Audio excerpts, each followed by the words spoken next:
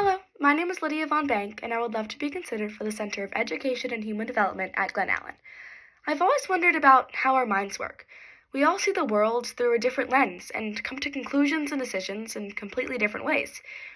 My little sister has autism and epilepsy, and learning how to avoid meltdowns and triggers made me think about how all of our brains function differently, such as how one thing could seem perfectly fine to me, but be a really big deal to her.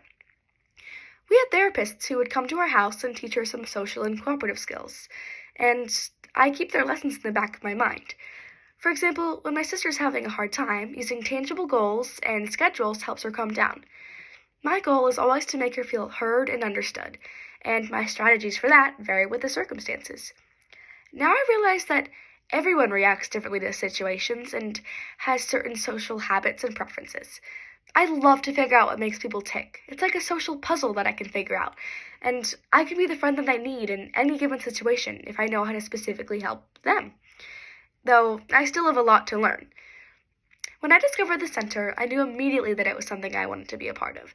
Diving deeper into the functions of the brains to understand people is a skill that I love. I mean, it'll help me in a lot of ways. I can be there to support people that need it. I can understand people's motives, and I would love to be a therapist when I grow up, and having these skills under my belt is a great step in the door. Going off of what I said about my sister and autism, my issue in sociology is disability awareness and inclusion in schools. I remember vividly when I was in 6th grade, a lot of people in my class were using the word autistic as a negative slang word, and I was really confused.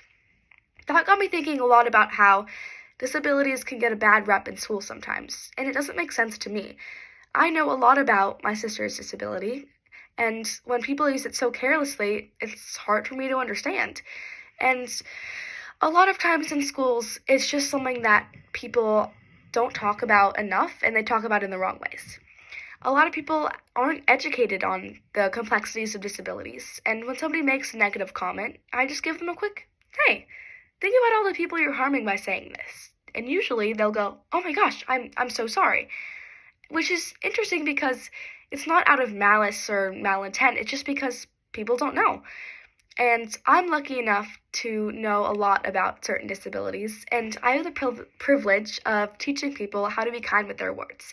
And that is an attitude that I would like to bring to school with me. Overall, disabilities are not something negative, they are not something that should be discriminated against.